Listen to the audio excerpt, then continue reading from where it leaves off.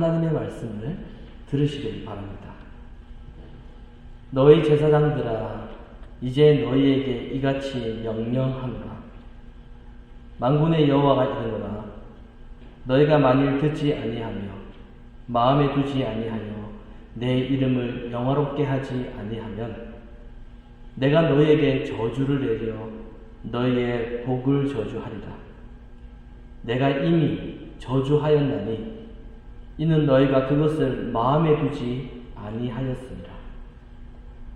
보라, 내가 너희의 자손을 꾸짖을 것이요 똥, 곧 너희 전기의 희생의 똥을 너희 얼굴에 바를 것이라. 너희가 그것과 함께 제하여 버림을 당하리라. 만군의 여호와가 이르노라. 내가 이 명령을 너희에게 내린 것은 레위와 세운 나의 언약이 항상 있게 하려 함인 줄을 너희가 알리라. 레위와 세운 나의 언약은 생명과 평강의 언약이라.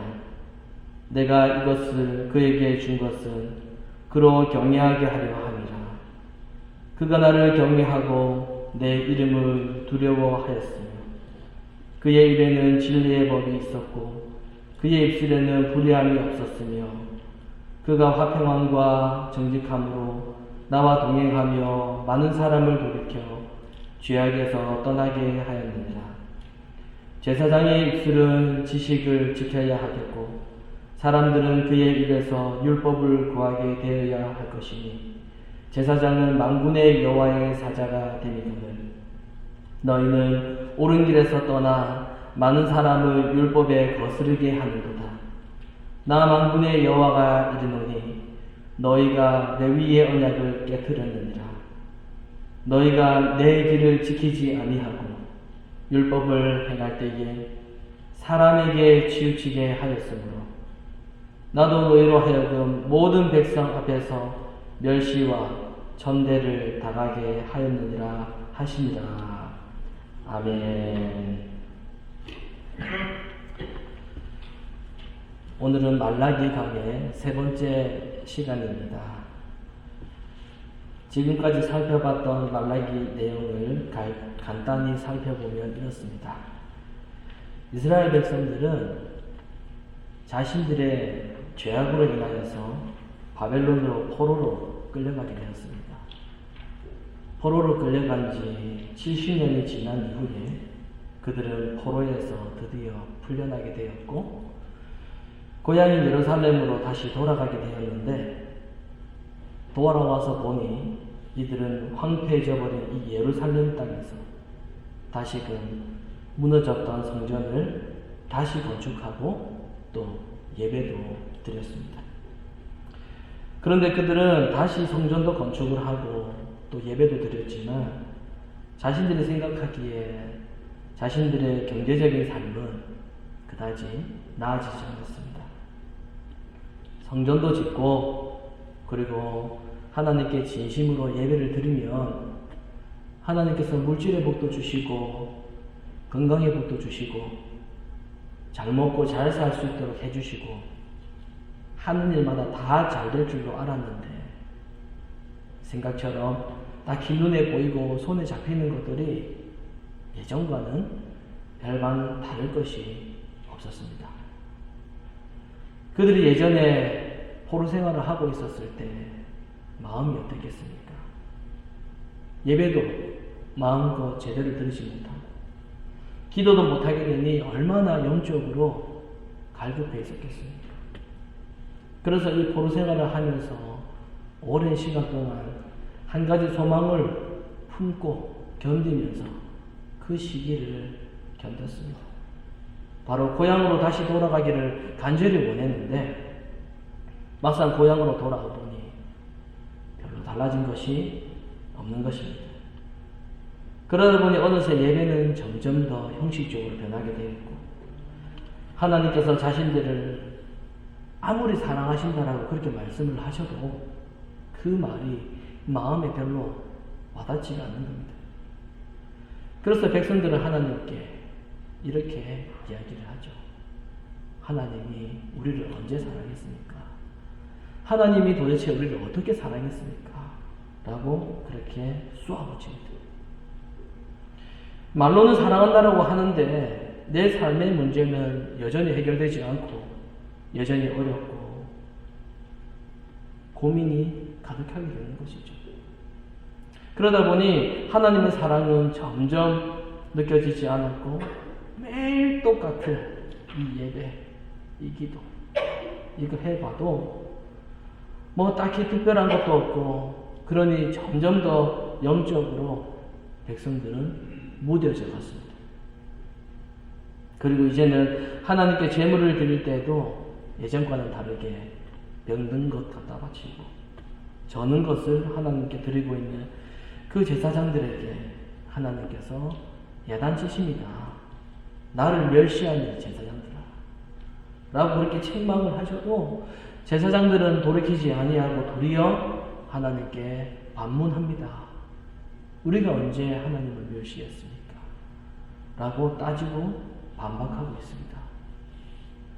이러한 상황 가운데 오늘 본문 1절 말씀에 보면은 지금 이러한 제사장들에게 하나님께서 명령하십니다. 너희 제사장들아 이제 너희에게 이렇게 명령하겠다 라고 말씀하십니다. 여러분 하나님의 명령이라면 어떻게 생각합니까? 하나님께서 명령하십니다. 말씀하십니다. 그러면 하나님의 자녀가 어떻게 해야 됩니까? 당연히 지켜야 되겠죠. 신자라면, 하나님의 자녀라면 신자에게 하나님께서 어떤 명령을 하셨다면 일단 우리는 지켜야 한다라고 생각을 합니다. 왜냐하면 하나님의 명령이거든요. 내가 지킬 수 있냐? 내가 지킬 수 없냐? 이것은 나중 문제이고 일단 하나님께서 명령하셨다고 하시면은 우리는 지켜야 된다라고 그렇게 생각을 합니다. 그런데 4절 말씀해 보면은 하나님께서 주시는 이 지켜야 한다라고 하는 이 명령이 좀 다른 의미로 명령을 하십니다. 하나님께서 제사장들에게 지금 명령하시는데 왜 명령을 하시는지 우리 함께 4절을 한번 읽어보도록 하겠습니다. 하나님께서 명령하시는 이유가 여기 기록되어 있습니다. 4절입니다. 시작. 만군의 여호와가 이르노라 내가 이 명령을 너희에게 내린 것은 레위와 세운 나의 언약이 항상 있게 하려 함인 줄을 너희가 알리라. 제가 다시 좀 더 쉽게 읽어보도록 하겠습니다. 만군의 여호와가 말한다. 내가 지금 이 명령을 너희에게 내린 이유는 레위와 세운 나의 이 언약이 항상 있게 하려 한 것이다. 지금 이 말입니다. 무슨 말이냐면은 하나님께서 명령을 하신 이유는 지금 이 명령을 지키라는 그런 목적이 아니라 뭐라고 나와 있습니까? 레위와 세운 하나님의 언약이 항상 이스라엘에게 있게 하기 위해서다 라고 이렇게 말씀하고 있습니다. 그러니까 하나님의 언약이 이스라엘 백성들에게 있게 하려는 것이다 라는 겁니다. 그러니까 하나님의 언약이 이스라엘에게 항상 있게 하신다 라고 하는 이 말은 이스라엘 백성이 하나님이 세우신 그 언약을 바라보고 그 언약의 하나님이 누구신가를 알고 그 하나님을 믿고 의지하는 자로 살아가게 하신다라고 하는 말입니다. 따라서 하나님의 명령을 지킨다라고 하는 이 의미는 다른 것이 아니라 4절에 있는 말씀처럼 언약의 하나님을 알고 언약을 주신 그 하나님이 누군지를 알고 그 하나님을 믿고 의지하고 살아가는 것, 그것이 바로 하나님의 명령을 지키는 것이다. 바로 이 의미입니다. 그렇다면 하나님께서 지금 이들에게 레위와 세운 하나님의 언약이 항상 이스라엘에게 있게 하기 위해서 지금 명령을 주셨는데 그 명령의 내용이 2절에 이렇게 나와 있습니다. 너희가 만약에 하나님의 말씀을 듣지 않고 마음에 두지 않고 하나님의 이름을 영원롭게 하지 않으면 저주를 내리시는데 이스라엘의 복을 저주하겠다라는 것입니다. 그런데 놀라운 것은 지금 이스라엘이 어떤 상태입니까? 2절 뒤에 보면은 이렇게 말씀합니다. 내가 이미 저주하였다. 그 이유는 너희가 그것을 마음에 두지 않았다. 라고 말씀합니다.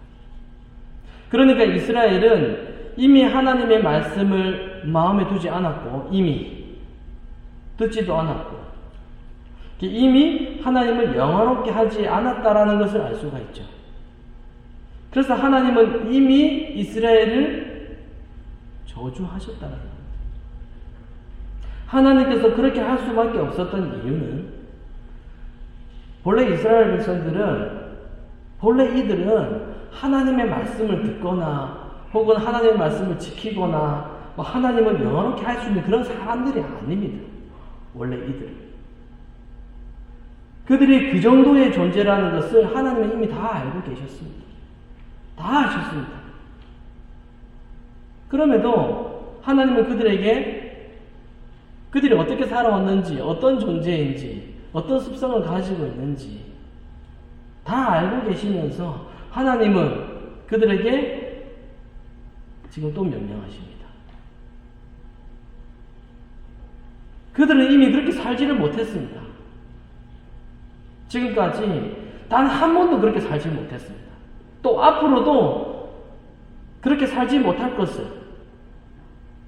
명령을 또 무시하고 또 율법대로 살지 않고 자기 마음대로 살 것이라는 것을 하나님이 이미 다 아시면서 하나님은 지금 또 명령하십니다. 지금까지 계속 엉망으로 살아왔는데 하나님은 다 아시면서 명령하십니다. 왜 명령하십니까? 뻔하잖아요. 또 안 지킬 거. 또 말 안 들을 거. 뻔하잖아요. 다 아시는데 왜 또 명령하십니까? 자기를 좀 알라는 것입니다. 본인을. 자기들은 하나님의 명령을 지킬 수도 없고 행할 수도 없어서 영원히 우리들은 저주에 갇힐 수밖에 없다라는 것을 그거 좀 알게 하시려는 겁니다. 놀랍죠? 하나님의 언약은 바로 이러한 인간을 위한 것이 바로 하나님의 언약입니다. 자기 스스로의 힘으로는 자기가 빠져있는 이 저주에서 도무지 자기 스스로는 빠져나올 수 없는 그런 인간을 위한 언약이라는 거죠. 여러분, 하나님의 언약은 성경의 가장 핵심 주제인데 언약이 무엇입니까? 이 언약은 하나님의 제단 위에 바쳐진 거룩한 제물의 피가, 그 피가 이스라엘 죄를 대신하는 겁니다. 그러니까 거룩한 제물의 피가 이스라엘을 살린다는 겁니다. 그럼 이스라엘이 가장 먼저 깨달아야 되는 것이 무엇입니까? 그들이 거룩한 제물의 피가 아니라면 자신들은 도저히 하나님의 저주에서 빠져나올 수 없다는 것을 이 백성들은 알아야 됩니다. 자기들이 그러한 존재라는 것을 알아야 되는 것이죠. 자신들은 도무지 하나님의 말씀을 듣지도 않는 존재, 그리고 지킬 수도 없는 형편없는 무능한 존재라는 것. 그래서 자신들은 이 하나님의 심판에서 벗어날 수도 없고 나 같은 자가 아무리 복을 빈다고 해도 나에게 주어지는 것은 복이 아니라 오직 저주밖에 없다라는 것을 알아야 됩니다. 이것을 알게 하시기 위해서 하나님께서 또 명령하시는 것입니다. 여러분, 우리가 하나님의 명령, 하나님의 말씀, 하나님의 율법을 보면서 우리가 깨달아야 되는 것은 내가 이것을 지켜야 한다는 생각은 이게 첫 번째가 아닙니다. 우리가 하나님의 말씀을 봤을 때 내가 이거 다 지켜야지, 이게 첫 번째가 아닙니다. 성경에 나오는 율법은 총 613가지입니다. 근데 그 613가지를 10가지로 요약한 것이 바로 십계명이죠. 그리고 이 십계명을 2가지로 요약하면 하나님 사랑, 이웃 사랑입니다.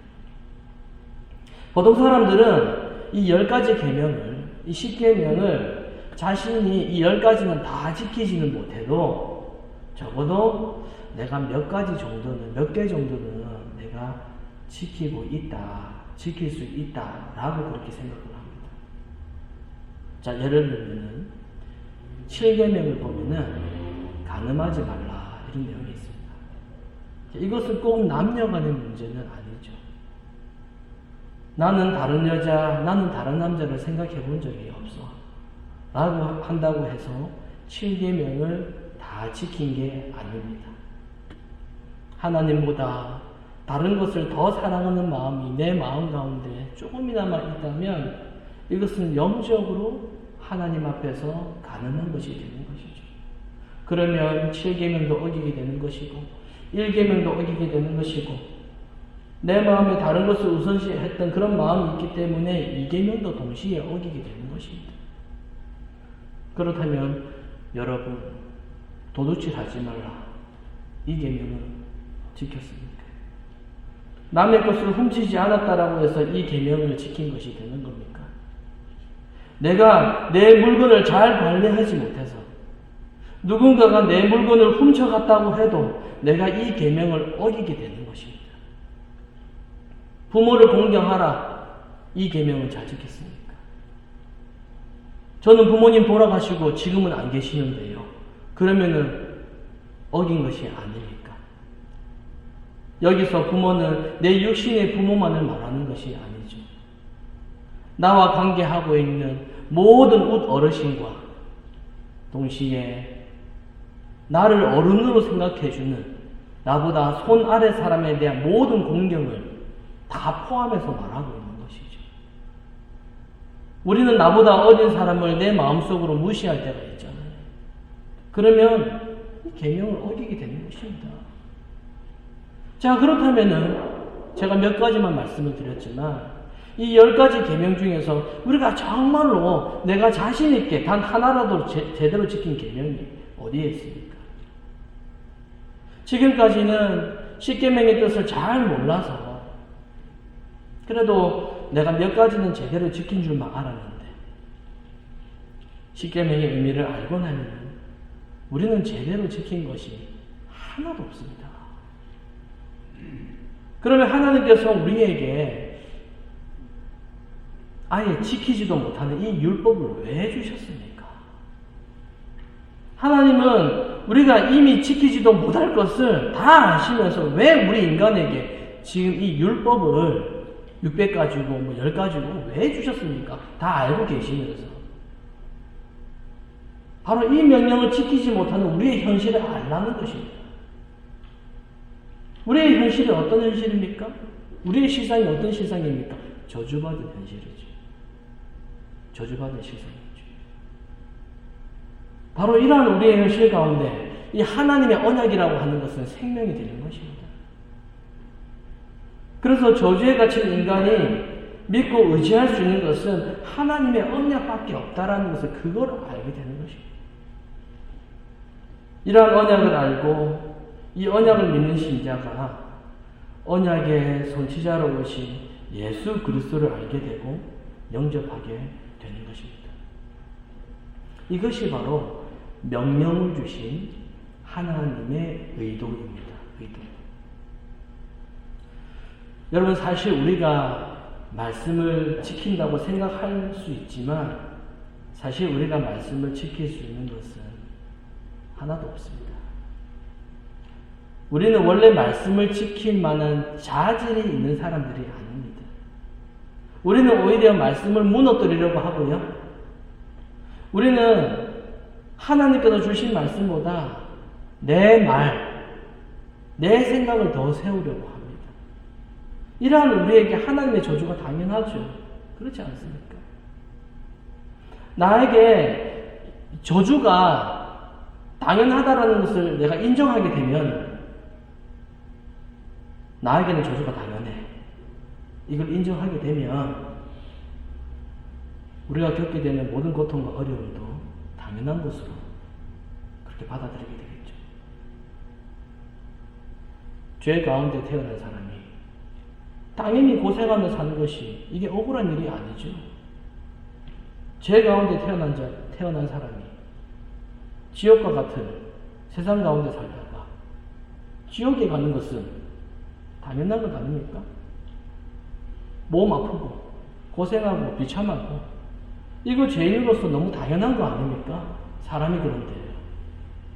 그러나 이러한 우리를 당연히 저주받아야 할 곳에서 건져주시기 위해서 하나님께서 구원자를 보내셨는데, 그리고 그 구원자가 그의 피로 우리의 죄를 용서하시고 더 나아가서 거룩한 자가 되게 하신다라는 것, 그것이 바로 하나님의 언약입니다.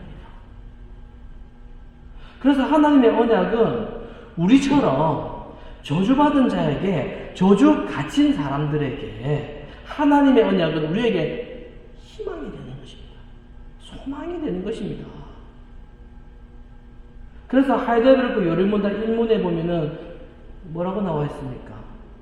인간에게 있어서 살아있을 때나 혹은 죽었을 때라도 모든 인간에게 유일한 희망, 그것은 바로 예수 그리스도다라고 그렇게 대답하고 있습니다. 죄로 인해서 비참해져 있는 인간들에게 살아있을 때 돈은 일시적인 위로가 되겠죠. 그렇지 않습니까? 돈 많이 가지고 있으면 살아있을 때는 많은 부분이 해결되지 않습니까? 아주 많은 부분이 해결이 되잖아요. 살아있을 때는 좋은 집도 일시적인 위로가 됩니다. 건강도 일시적인 위로가 됩니다. 살아있을 때는. 인간관계도 일시적인 위로가 되겠죠. 이렇게 모든 것들은 살아있을 때 일시적인 그런 위로가 될지는 모르겠지만, 죽어서라도 유일한 위로는 그런 것이 아니라 오직 예수 그리스도밖에 없다라는 거죠.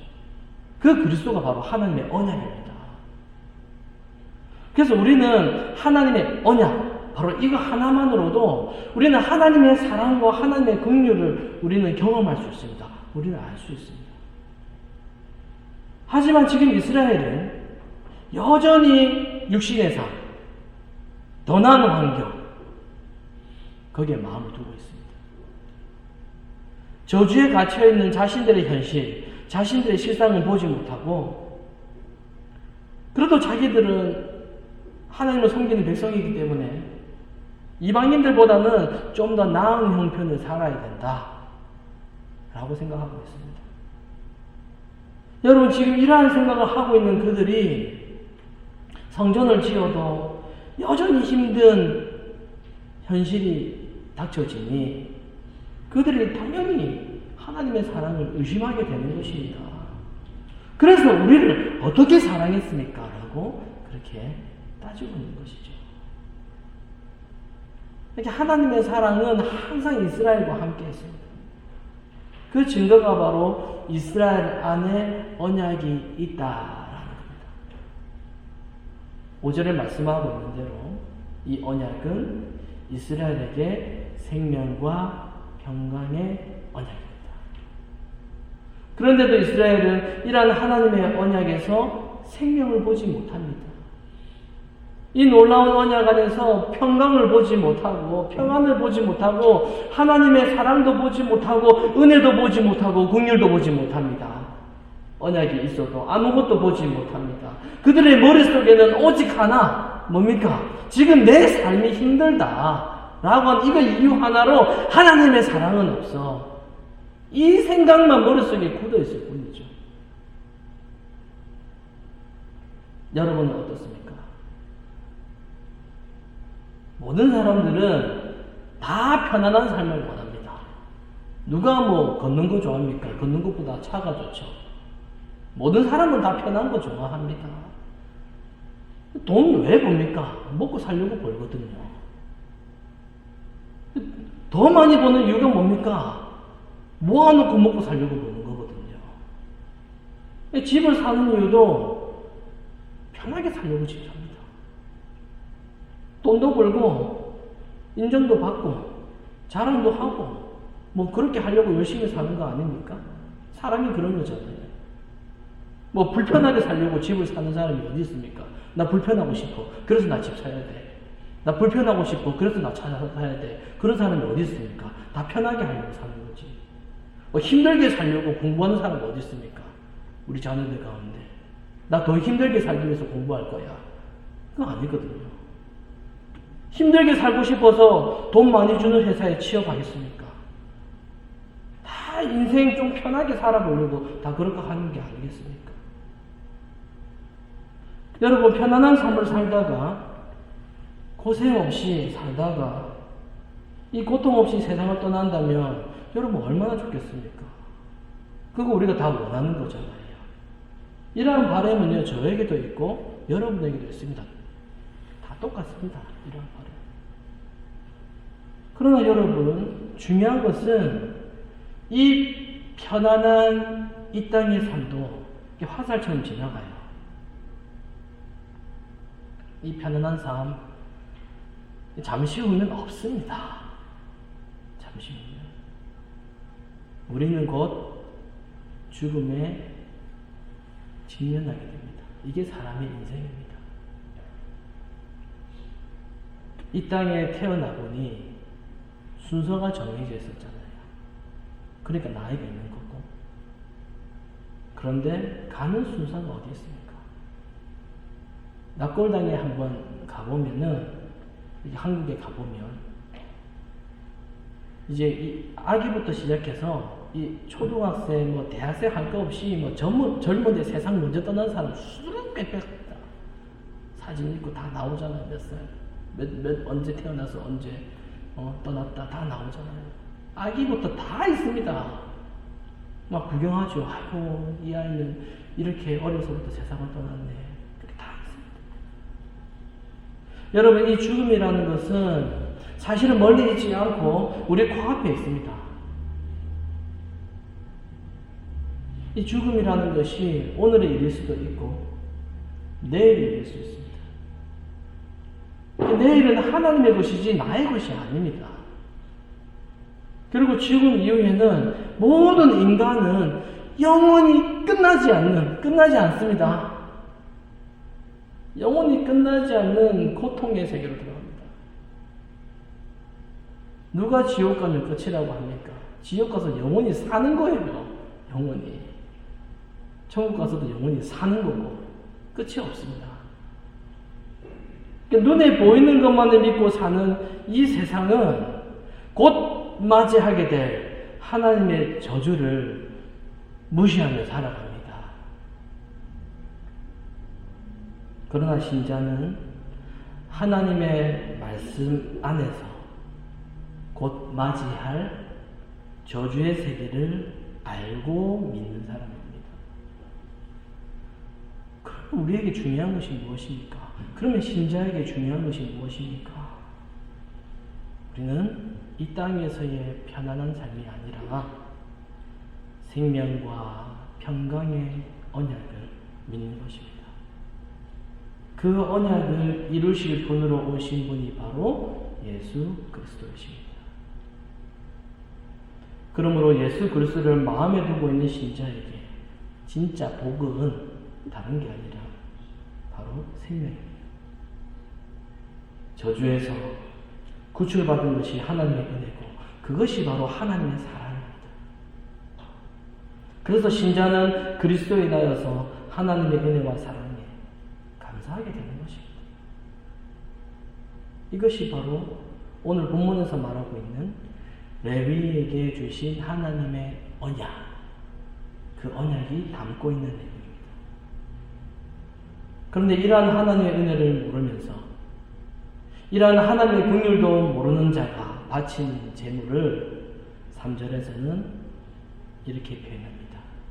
냄새나는 희생의 똥이라고 그렇게 말씀합니다.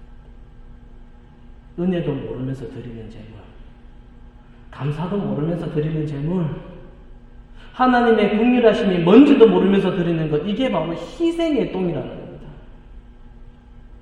우리가 신앙생활을 하면서 늘 잡혀있는 생각이 바로 이것입니다. 내가 뭘 드려야 된다. 내가 뭘 바쳐야 된다. 내가 뭘 지켜야 된다. 내가 뭘 이것도 저것도 해야 된다. 라는 이 생각에 우리가 꽉 사로잡혀 있는지도 모릅니다. 그리고 그렇게 행동하고 있는 나의 의도 속에는 숨겨진 내가 원하는 것이 따로 있습니다. 여러분 왜 기도합니까? 여러분 왜 금식합니까? 왜 봉사합니까? 왜 바칩니까? 혹시 내가 바라는 것이 내 마음 저 깊은 곳에 감추어져 있는 것은 아닙니까? 뭐가 감추어져 있습니까? 사랑하는 여러분, 신앙은 갖다 바치는 것이 아니고 그것이 물질이든 나의 행위이든 갖다 바치는 것이 우선이 아니라 하나님께서 주신 것을 받을 줄 아는 것입니다. 내가 원하는 것을 받기 위해서 갖다 바치는 그런 신앙이 아닙니다. 신앙이란 하나님께서 하나님의 언약 안에서 자기 백성들을 위해서 베푸신 것, 그것을 받을 줄 알고 그것으로 감사하고 그것으로 만족하고 기뻐하는 것, 그게 바로 신앙입니다. 여러분 혹시 지금까지 바치는 것을 신앙으로 생각해 보셨습니까? 기도를 바치고 물질을 바치고 나의 행위를 바치고 이러한 신앙원을 가지고 있다면 남보다 더 많은 것을 받기 위해서 서로 바치려고 하는 그러한 경쟁이 불러일으켜지게 되는 것입니다. 신자는 이미 가장 귀한 것을 다 받았습니다. 그게 바로 생명입니다. 하나님의 선물, 이 귀한 복의 세계를 살기를 원하시면은 가장 먼저 우리가 살펴봐야 하는 것은 여러분이 원래 처했던 여러분의 그 원래 모습이 그 자리가 도대체 어떤 자리였는가? 그 실상이 도대체 어떤 실상이었는가? 그 원래 모습이 본래 어떤 모습이었는지 여러분이 본래 어떤 상태에 처했었는지 여러분이 본래 어떤 존재였는지 여러분 이것을 꼭 한번 다시 살펴보시기를 바랍니다. 내가 원래 어떠한 존재인지를 깊이 묵상할수록 하나님께서 나에게 주신 이 생명이, 이 언약이 얼마나 소중한지를 그것이 깨닫게 되는 거예요. 이 생명이 나와 항상 함께 하시도록 약속하신 그 하나님의 언약이 얼마나 놀랍고 감사한지를 그제서야 깨닫게 되는 그러한 은혜가 있게 되는 것입니다. 여러분 오늘 이 말씀을 꼭 기억하시면서 우리가 저와 여러분이 뭘 들어야 된다, 뭘 갖다 바쳐야 된다 라는 이러한 신앙관에서 좀 벗어나서 그런 의도를 가지고 있는 그런 신앙관에서 벗어나서 이미 가장 귀한 것을 받은 존재로서 그 하나님의 은혜에 감사하고 그리고 그 기뻐하는 삶을 그렇게 살아가시는 그런 저와 여러분이 되시기를 간절히 소망합니다.